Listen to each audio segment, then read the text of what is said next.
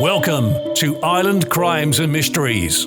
And now, it's time to join your host Nools for another episode. Hey guys, and welcome to another episode of Ireland Crimes and Mysteries. I want to thank you for joining me today, and if you're a returning listener, I want to say a big thank you for your continued support. If this is your first time listening to my podcast, welcome. It's great to have you on board. Right guys, quick pause before we start, because there's another podcast that I have to tell you about. It's absolutely fantastic, especially if your curiosity knows no bounds. Give a warm round of ear time to the Rainy Day Rabbit Hole podcast, hosted by Shay and Jody from the Pacific Northwest, just over the big pond to the west of us. It's the perfect companion for those days you're craving deep dives into fascinating tales, obscure facts, and those thought-provoking stories that stick with you long after the episode has ended. Actually, you know what? I'll let the girls tell you all about it themselves. Have you ever wondered what lurks in the dark and misty woods of the Pacific Northwest? Or how Starbucks became the coffee giant we know today? Why Oregon has so many serial killers? Or if Bigfoot really poops in the woods? Then you need to listen to the Rainy Day Rabbit Holes podcast.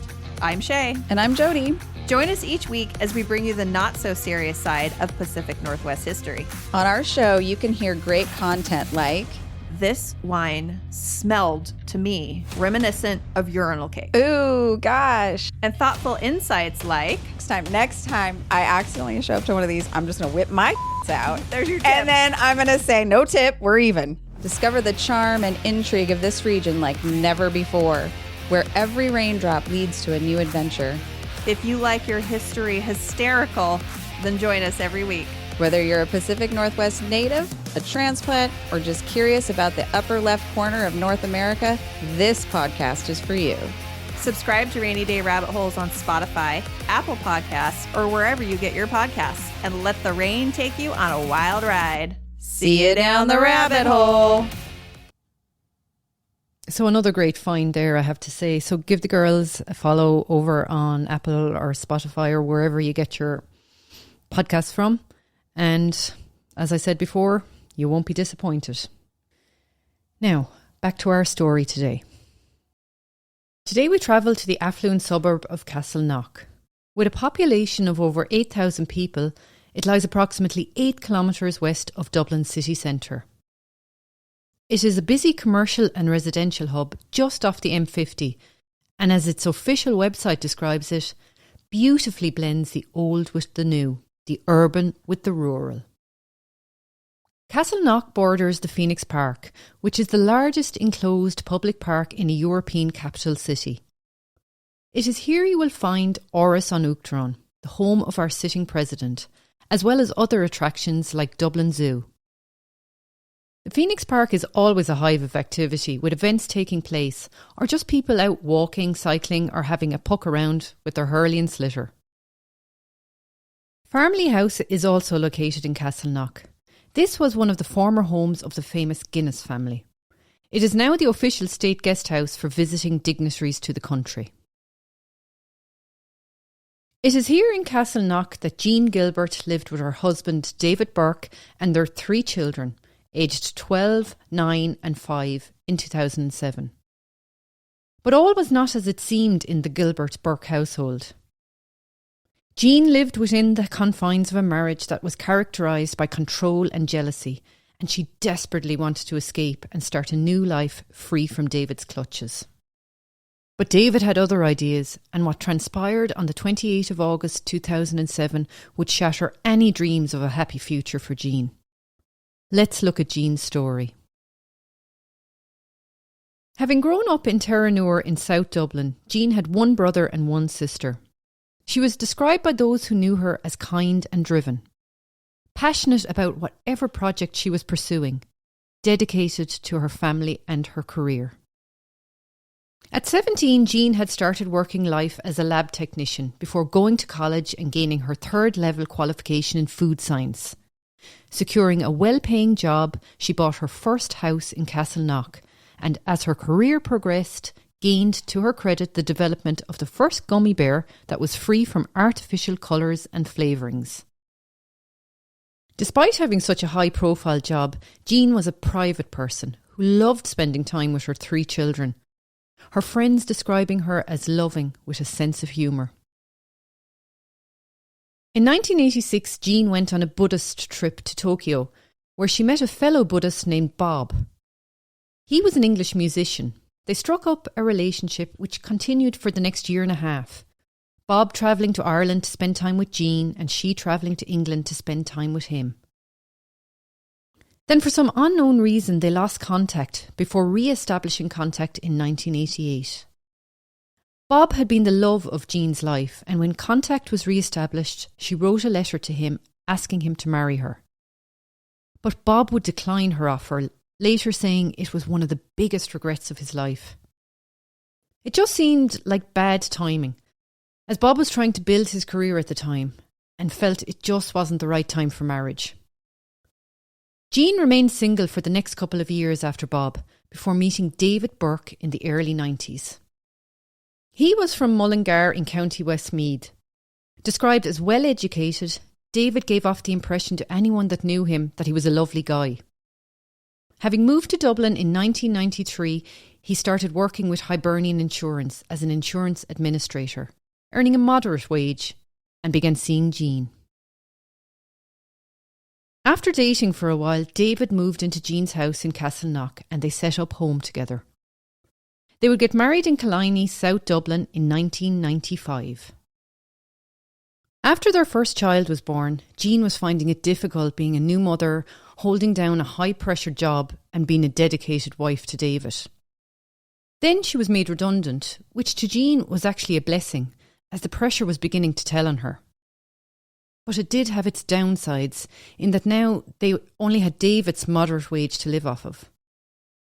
So there was an obvious shift in not only the dynamics of the relationship, but it also had a financial shift for them. They no longer had Jean's good wages coming in, and David had always been controlling when it came to money.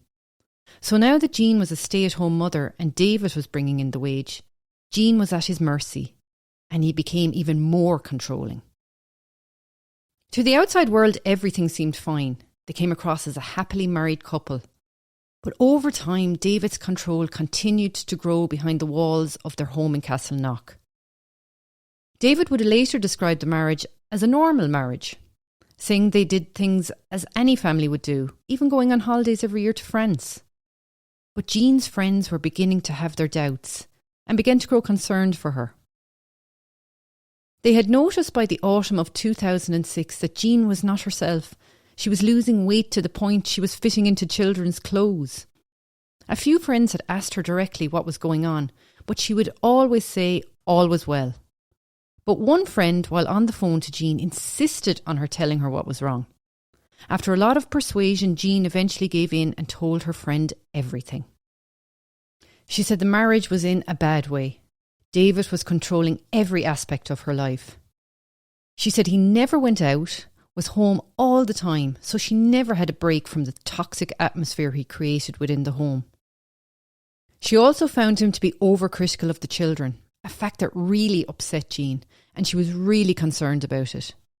She described their intimate relationship as unspeakable, going on to say that she had gone through 10 years of hell with him.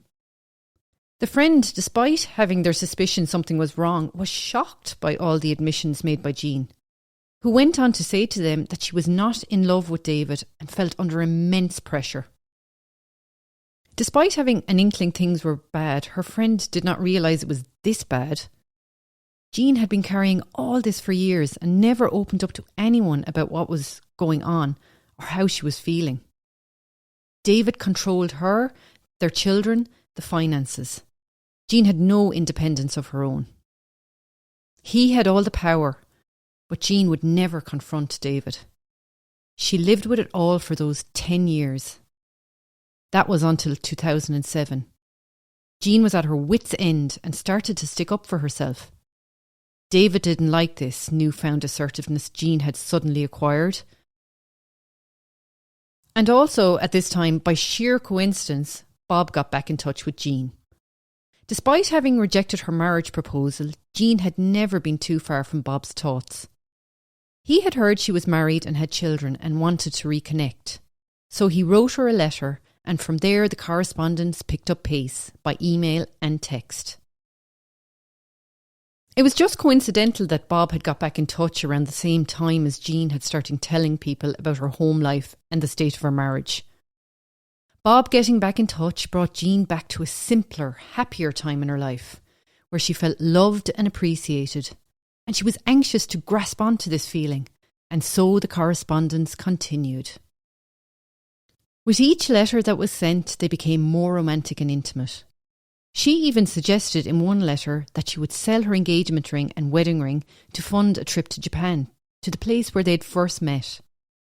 She told Bob she wanted them to be together for as long as they could in this lifetime.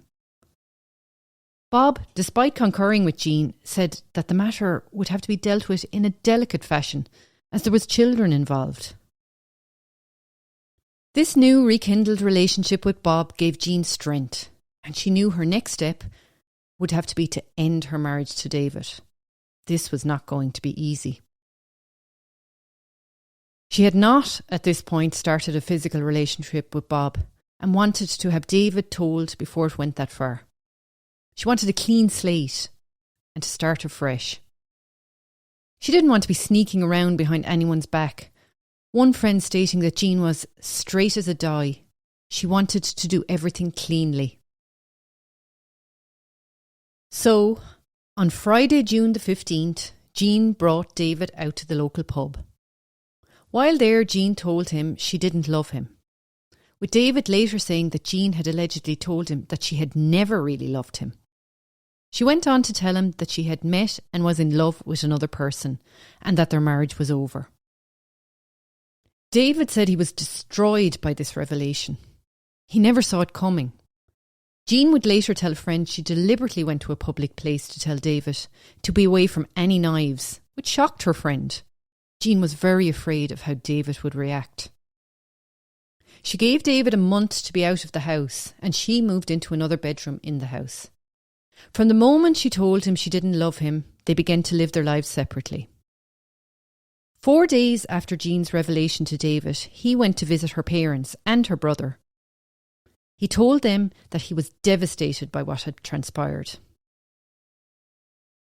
The following day they met with Jean, who for the first time was brutally honest with her family. She also admitted to having rekindled relations with Bob, but was at pains to say that nothing physical had happened, and if David had been a better husband, she would have never even considered looking elsewhere.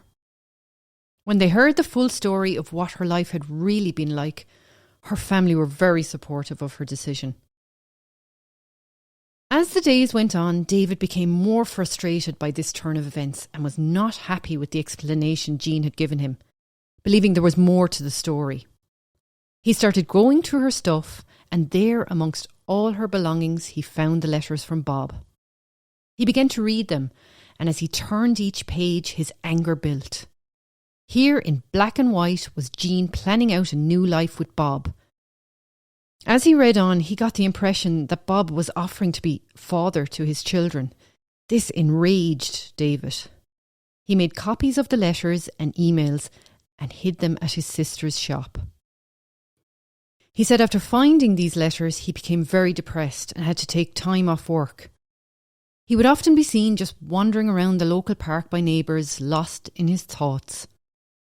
His appearance began to become dishevelled, and he always looked like he had been crying, according to some of his work colleagues. They said he had changed. In reality, David was losing control over Jean for the first time, and he did not like it. He wasn't able to dictate her every move, what she did and when she did it. He felt his world was collapsing. If he didn't have this power and control, he had nothing. He was beginning to spiral out of control. Jean, on the other hand, felt relief that it was all out in the open, and she felt she was starting to take control back of her life. David blamed Jean and Jean alone for everything that was now happening in his own life. He was blind to the fact that it was his actions that had brought them to this juncture in their marriage. He was the controller, but he couldn't see that. He was the one who had made Jean's life miserable. He was the one who she feared, and he was the one she saw as the corrosive to the well-being of her children, with his constant browbeating of them. Then in July 2007, Jean went to a Buddhist retreat in France. She wanted a bit of time to relax after all the turmoil of the last few weeks. On her return, she flew into Dublin, but decided to get an onward flight to Southampton to see Bob rather than head straight home. She stayed with Bob for 4 or 5 nights. Meanwhile, David was still in the family home and was showing no signs of finding somewhere new within the month, as Jean had requested. He was not going to make this separation easy for Jean, that was for sure.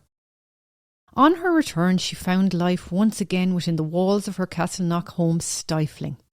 David was making the day-to-day very difficult. So about a month after her initial visit to Bob, she returned, and this time she stayed for 10 days. Bob had by now handed in his notice at his work, as well as on his flat. Jean bought him a car and they both started to pack up his belongings, as the plan was he was moving back to Dublin with Jean.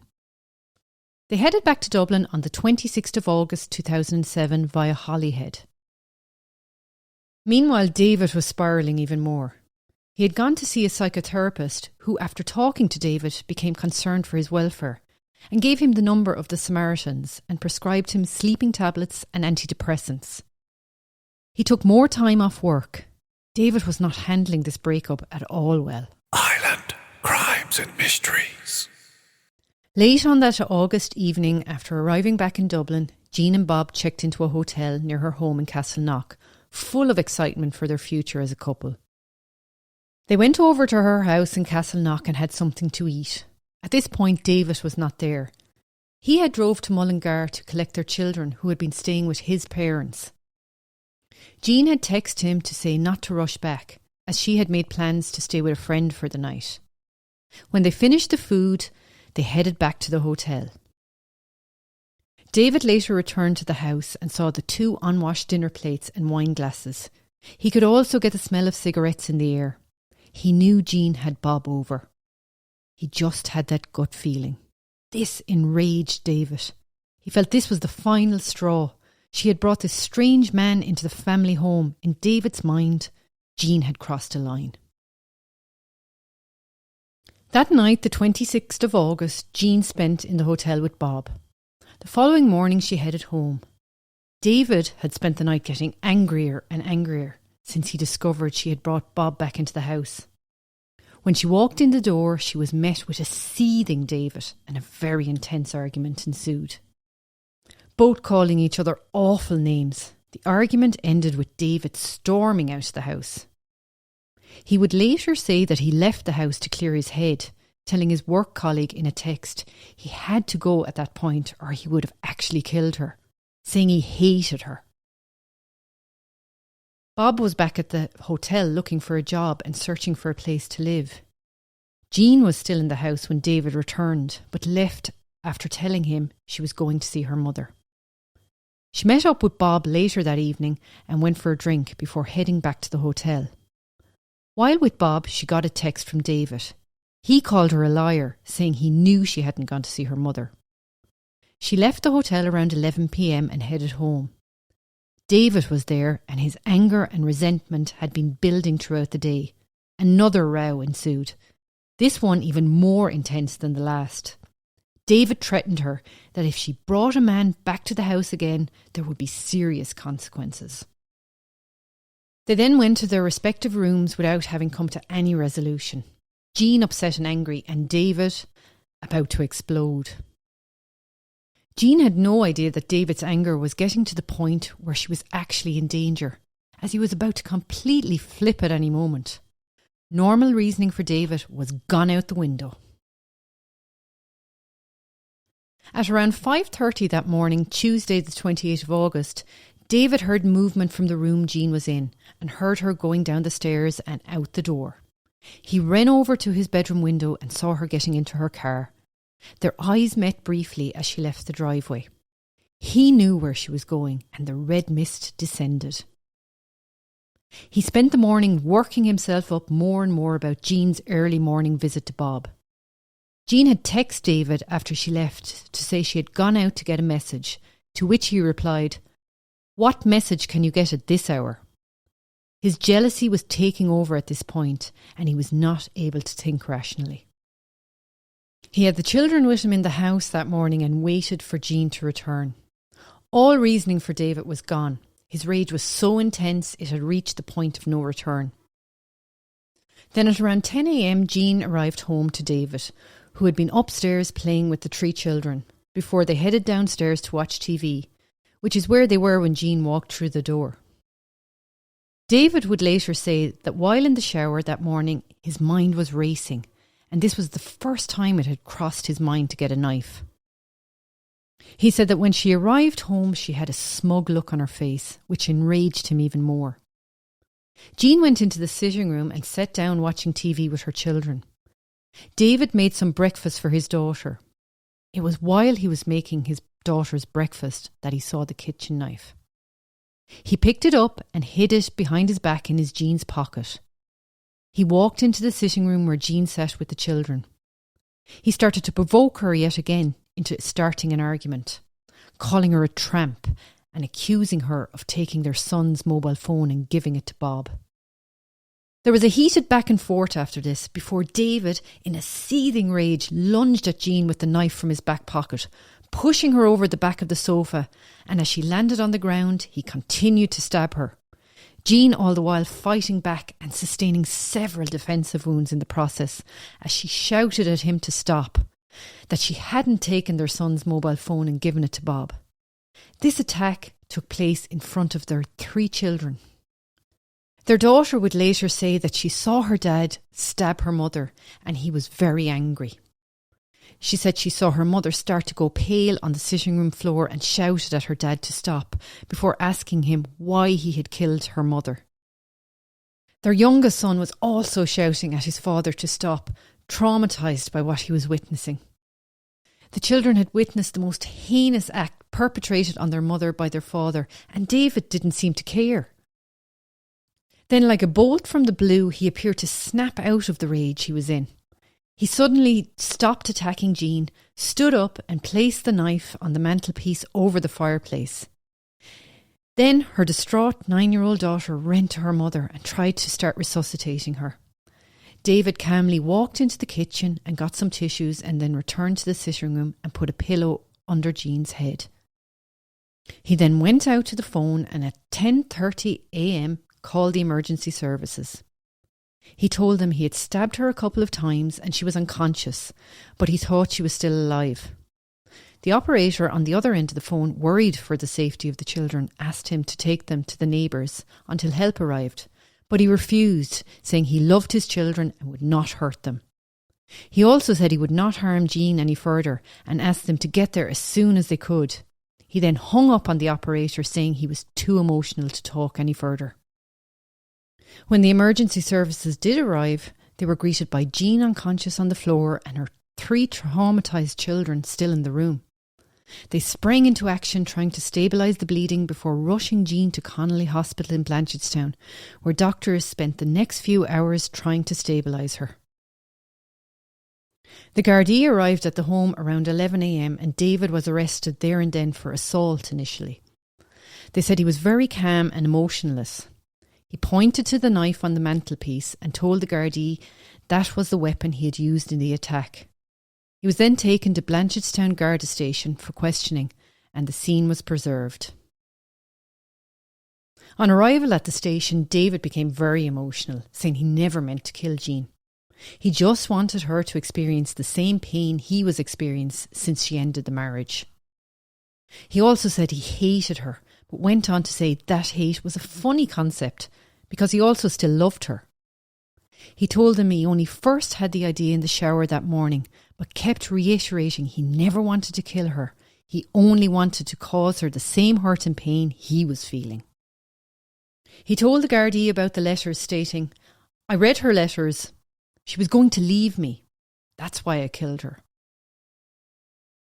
Meanwhile, Jean was undergoing emergency surgery at Connolly Hospital, but her condition began to deteriorate, and despite Trojan efforts by the medical staff, at 3:29 p.m, Jean was pronounced dead.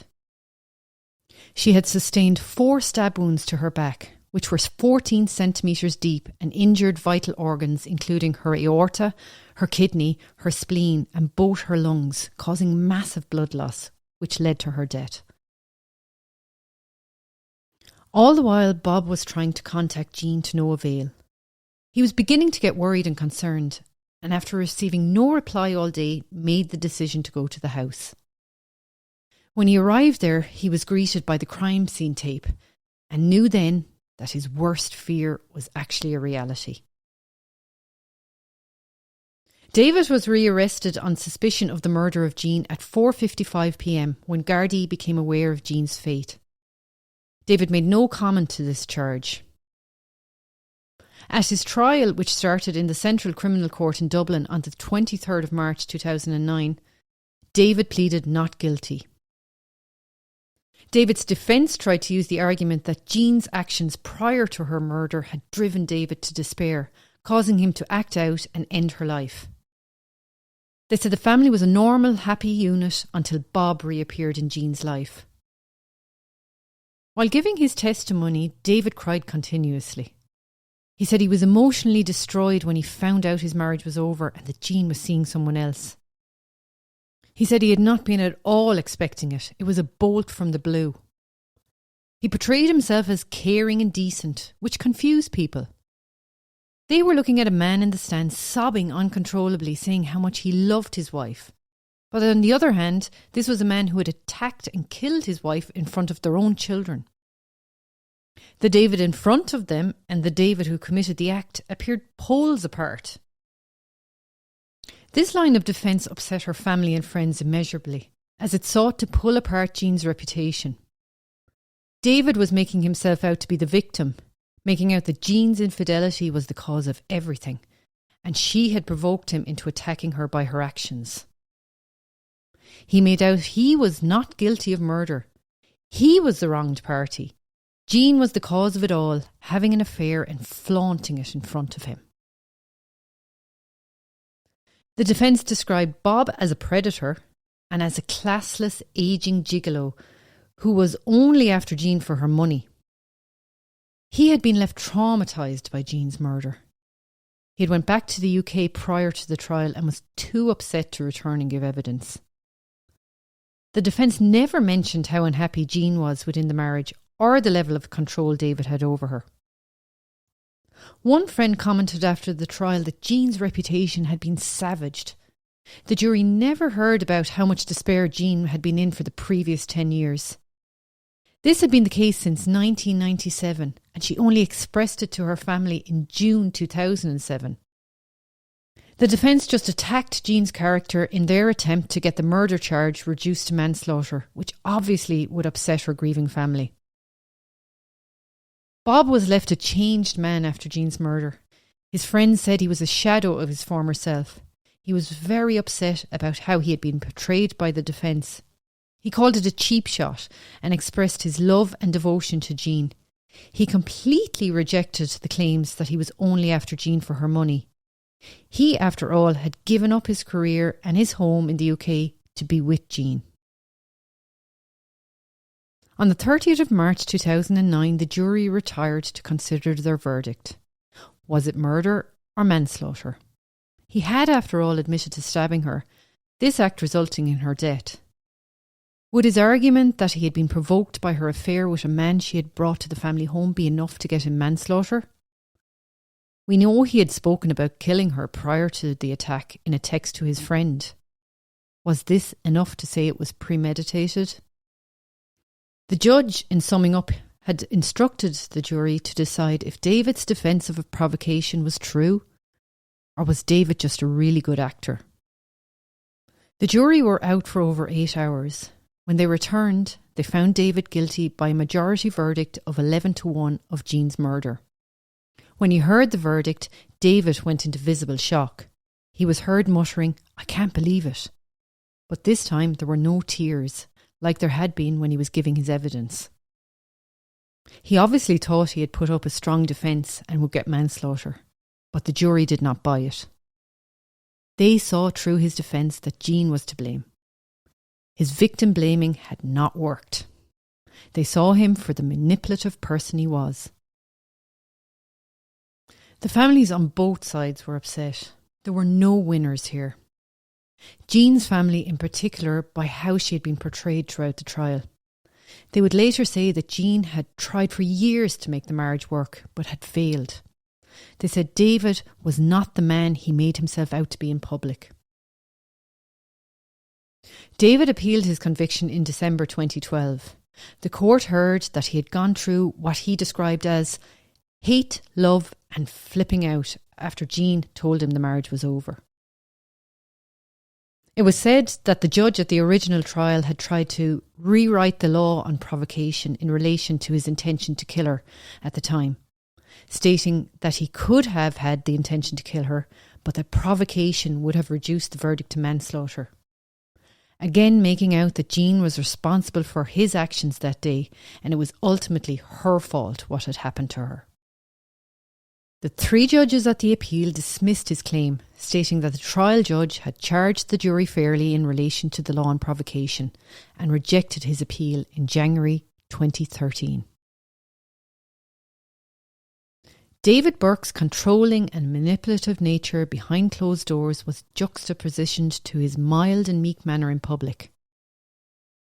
Jean was the one in the marriage who was of an outgoing nature, who had many friends and was loved by all who knew her. David, on the other hand, had few friends, came across as a bit of a loner, probably felt inferior to his wife in some way. She was the one who had had the successful career and had bought the house they lived in, which probably made him feel emasculated in some way. So the only way he could feel in control was to control Jean's life in every way. And when he was losing this dominance, he flipped with no thought for his children, who witnessed everything. David now languishes in Wheatfield prison, serving a life sentence for Jean's murder.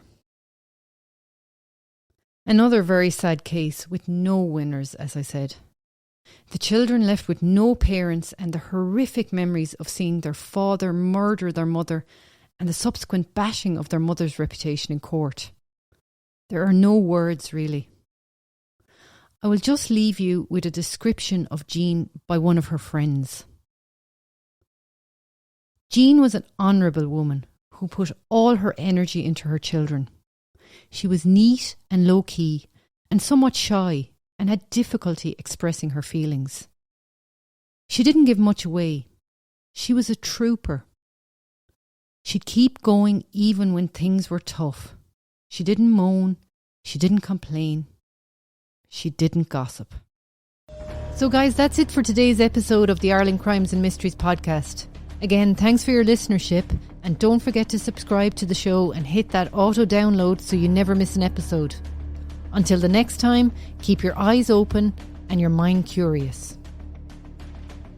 This podcast has been compiled from information gathered in the public sphere, like news articles, documentaries, and open source material that can be found on the web. Everything in this podcast is alleged unless a conviction has taken place. You've been listening to Ireland Crimes and Mysteries. Join Newells for another episode, coming real soon. And keep up to date by following our social media sites, our YouTube channel, and our website, irelandcrimesandmysteries.ie.